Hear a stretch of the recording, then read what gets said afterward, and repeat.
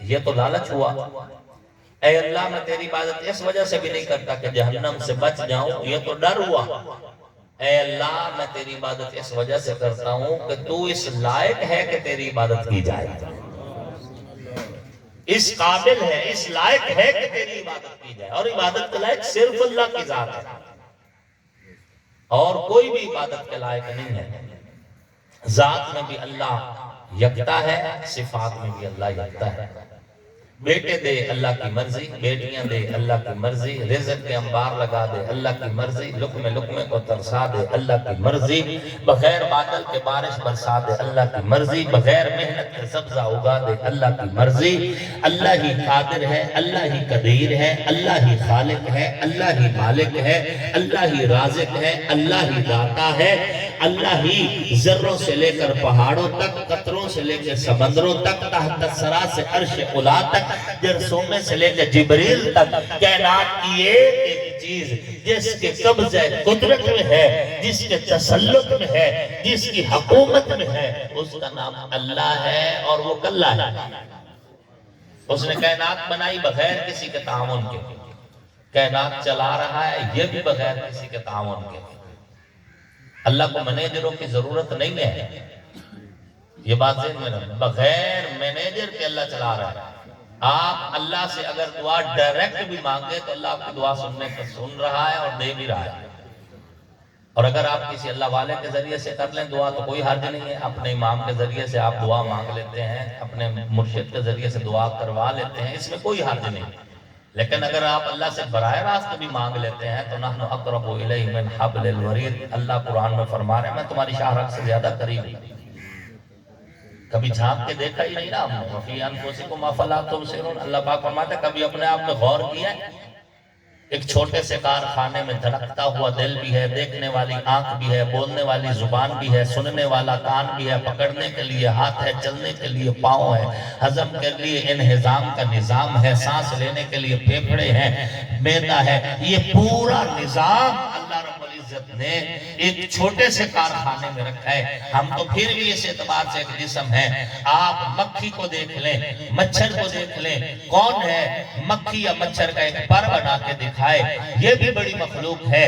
آپ اس مخلوق کو دیکھیں جو صرف خوردبین کے ایک جو ہے خوردبین کے مشاہدے میں نظر آ رہی ہے. وہ مخلوق جو ہمیں ہماری آنکھ سے بھی نظر نہیں آ رہی، آلات کی ضرورت ہے. اس مخلوق نمی مخلوق کی آنکھ بھی ہے، دماغ بھی ہے، دل بھی ہے، معدہ بھی ہے، ہاتھ بھی ہے، پاؤں بھی ہے. کون ہے جو اس مخلوق کو پیدا کر رہا ہے؟ کون ہے جو اس مخلوق کی ضرورتیں پوری کر رہا ہے؟ وہ اللہ ہے اور یقیناً کلہ ہے. بے شک. اس جیسا کوئی بھی نہیں. ایاک نعبد و ایاک نستعین. اے اللہ ہم عبادت بھی صرف تیری کریں گے اور مدد بھی ہم صرف تجھ سے مانگیں گے. انبیاء بھی اللہ کے محتاج ہیں، اولیاء بھی اللہ کے محتاج ہیں، اصحاب بھی اللہ کے محتاج ہیں، اہل بیت بھی اللہ کے محتاج ہیں. سب کا داتا اللہ ہے اور وہ کلہ ہے، وحدہ لا شریک ہے. حضرت پیر سید نصیر الدین نصیر رحمت اللہ علیہ گولڑا شریف والے کسی نظریہ کو بیان کر رہے ہیں کہ انبیاء، اولیاء، اہل بیت نبی، تابعین و صحابہ پہ جب آپ پڑھی، گر کے سجدے میں سب نے یہی عرض کی، تو نہیں ہے تو مشکل کشا کون ہے؟ سب کا داتا ہے تو، سب کو دیتا ہے تو، تیرے بندوں کا حاجت روا کون ہے؟ اور کون مقبول ہے کون مردود ہے؟ بے خبر کیا خبر تجھ کو کیا کون ہے؟ جب تلیں گے عمل سب کے میزان پر، تب کھلے گا کہ کھوٹا کھرا کون ہے؟ سب کا داتا ہے تو، سب کو دیتا ہے تو، تیرے بندوں کا حاجت روا کون ہے؟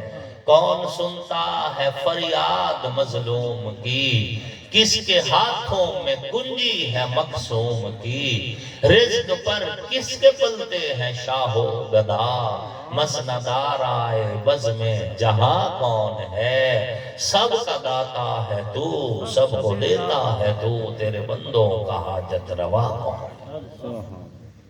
اللہ ہی۔ اے اہل ایمان، اللہ کو بڑا پسند ہے اللہ کا ذکر کیا جائے، اللہ کا ذکر کیا جائے۔ تو اس لیے جب آپ ایسی محفلوں میں بیٹھے ہیں تو سبحان اللہ کہنے میں بالکل کنجوسی نہ کیا کریں۔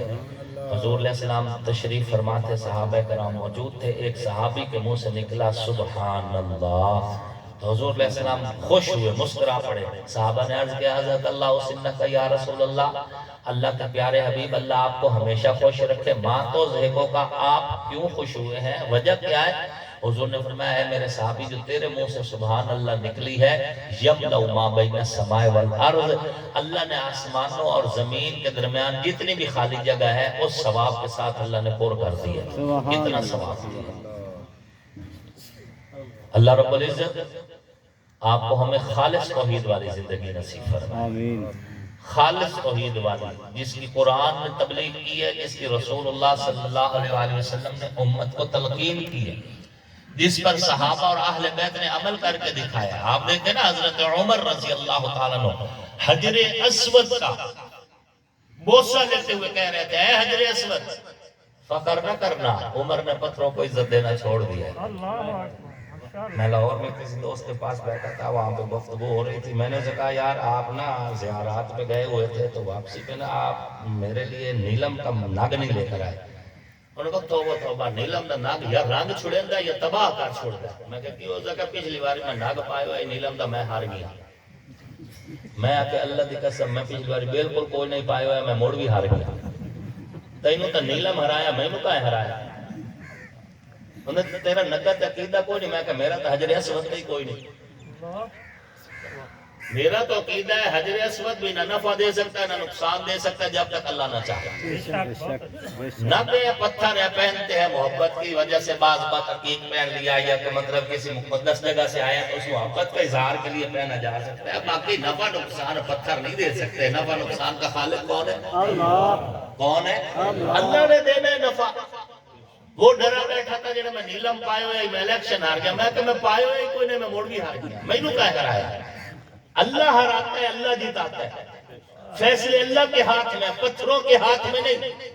حضرت عمر رضی اللہ عنہ حجر اسود کا بوسہ لیتے ہوئے کہہ رہے تھے، اے حجر اسود فخر نہ کرنا، عمر نے پتھروں کو عزت دینا چھوڑ دی ہے، عمر تیرا بوسہ اس لیے لے رہا ہے کہ میرے محمد نے تیرا بوسہ لیا۔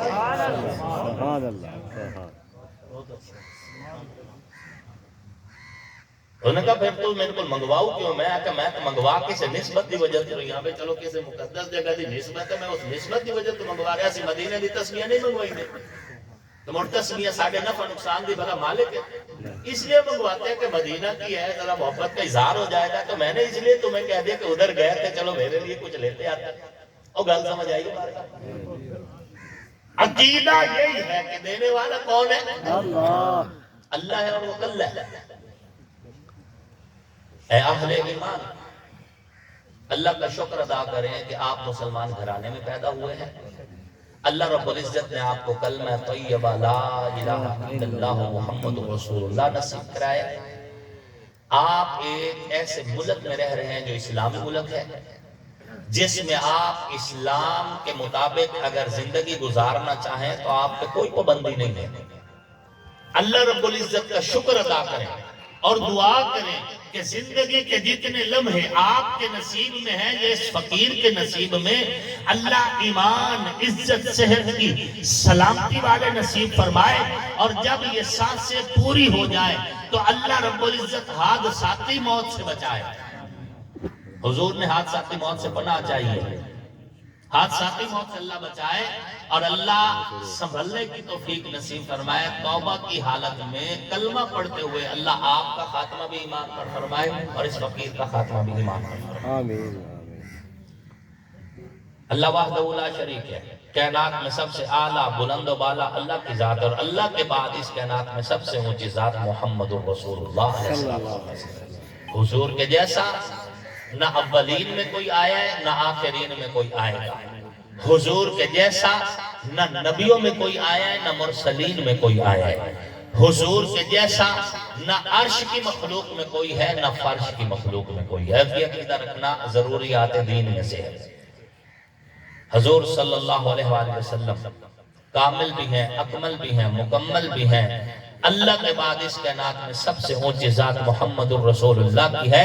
محدثین اپنا علم سمیٹ کر، مفسرین اپنا علم سمیٹ کر، مقررین اپنا علم سمیٹ کر، کائنات کے سارے عالم، فقہا، مجتہدین جب اپنا علم سمیٹ کر اپنے نقطۂ اختتام پر پہنچے تو ایک ہی جملہ سب کی زبان سے نکلا کہ بعد از خدا بزرگ تو ہی قصہ مختصر. اللہ کے بعد جس پہ بات ختم ہو رہی ہے اس کا نام ہے محمد الرسول اللہ.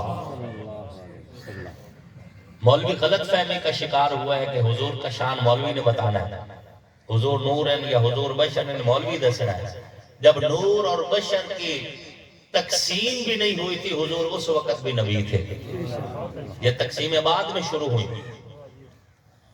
نور اور بشر کی جو وضاحت پیش کی گئی ہے اس سے بھی پہلے حضور کی نبوت کا فیصلہ کیا گیا. اور حضور علیہ السلام نے خود فرمایا حضرت جابر سے، جابر اللہ نے ساری کائنات بنانے سے پہلے میرے نور کو پیدا فرمایا، میری نبوت کا فیصلہ فرمایا.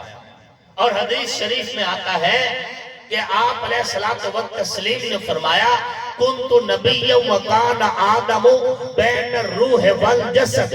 میں اس وقت بھی نبی تھا جب آدم علیہ السلام کا جسم الگ تھا، روح الگ تھا. اس وقت بھی حضور کی نبوت کا فیصلہ ہو چکا تھا. تو حضور صلی اللہ علیہ وآلہ وسلم کے بارے میں آپ اور میں جب بھی گفتگو کریں تو بڑے احتیاط کے ساتھ کیا کریں. آپ علیہ الصلوۃ والتسلیم ایمان کا مرکز ہیں. کوئی سیاسی شخصیت نہیں ہے کہ جن کو آپ کھوکھوں پہ بیٹھ کے، ٹھیلوں پہ بیٹھ کے، بننے پہ بیٹھ کے، حکے پہ بیٹھ کے ڈسکس کریں اور اختلافی شخصیت بنا کر پیش کرتے پھریں. یقیناً اس سے ایمان نقصان ہونے کا خطرہ ہے اور پھر حضور کی گستاخی سے ایمان بھی نقصان ہو جاتا ہے. اور قرآن کہتا ہے پتہ بھی نہیں چلتا. بعض چیزیں ایسی ہوتی ہیں گناہ کرنے کے بعد بندے کو پتہ چل جاتا ہے لیکن اس گستاخی کے بعد آپ کو پتہ بھی نہیں چلے گا اور آپ کے سارے عمل تباہ و برباد کر دیے جائیں گے.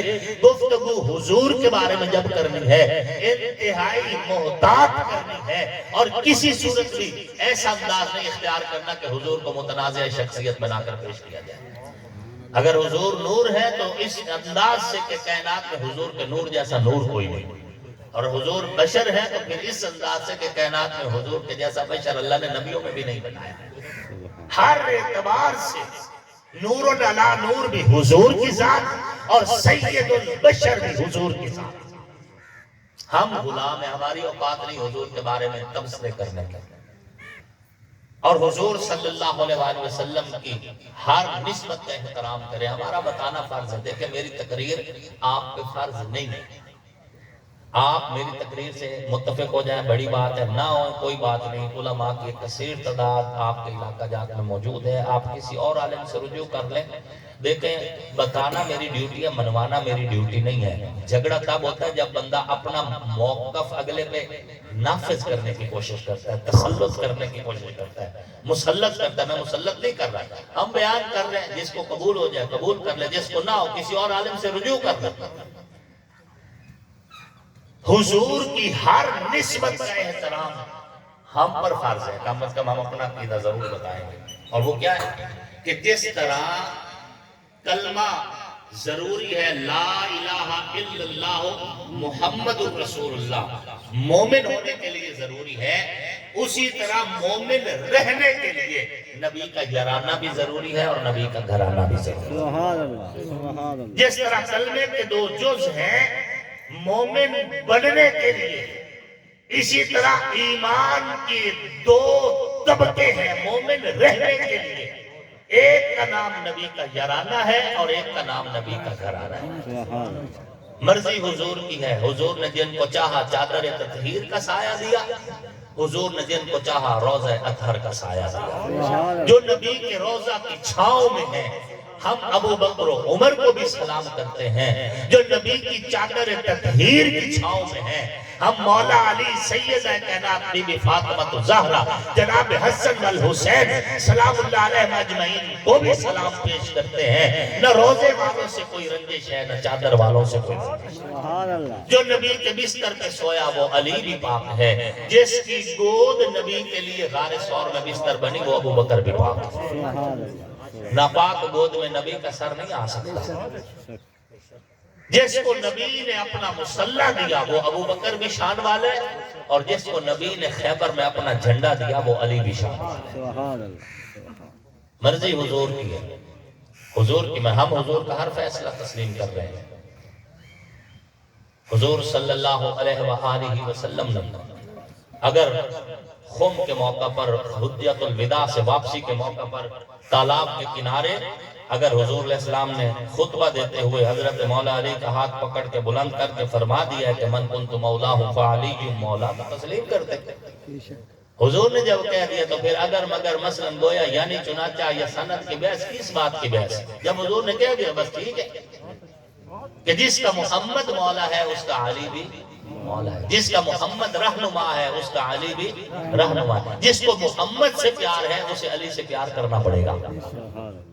اور حضور صلی اللہ علیہ وآلہ وسلم نے فرمایا لا یحبک الا مؤمن ولا یبغضک الا منافق. اے علی جو تجھ سے پیار کرتا ہے مومن ہے اور جو تجھ سے نفرت کرتا ہے منافق ہے. جاگ رہے ہیں آپ؟ سبحان اللہ. میرا ابھی ٹائم رہتا ہے 6-7 منٹ. میں اسی میں اپنا موضوع سمیٹوں گا. سب لوگ ایک بار سبحان اللہ سنائیں ذرا شوق سے محبت سے. ہاں جی. حضور نے جب کہہ دیا تو اس میں کس بات کی تھی؟ علی کو ولی جلی نے کیا ہے نا. مولوی نے نہیں بنایا اللہ نے بنایا. علی کو ولی جلی نے کیا ہے. دین کیا ہے واضح علی نے کیا ہے. کچھ ایسا ہی پہلے علی نے کیا تھا. جب حضور صلی اللہ علیہ وسلم فاران کی چوٹی پہ تشریف فرما تھے اور فرمایا نا قولوا لا الہ الا اللہ تفلحوا. لوگو اللہ کو وحدہ لا شریک مان لو کامیاب ہو جاؤ گے. ابو جہل واپس چلا گیا, ابو لہب واپس چلا گیا, دادکے واپس چلے گئے, ہاں جی فلاں بندہ سارا قبیلہ قریش ہاشمی سب واپس چلے گئے. اور اوپر حضور کو تانے بھی دیتے جا رہے تھے سرداری دی طلب ہے. تم بڑا بننا چاہتے ہو کل کے بچے ہو کر ہمارے اوپر سرداری کرنا چاہتے ہو. جب تانے دے کر جا رہے تھے اور انگلیاں حضور کی طرف اٹھ رہی تھی اس وقت کائنات کی ایک شخصیت ایسی بھی تھی جس نے نبی کا ہاتھ پکڑ کے بلند کر کے فرمایا تھا یا رسول اللہ دنیا آپ کی مخالف ہو جائے علی آپ کے ساتھ ہے. بات سمجھ آ رہی ہے؟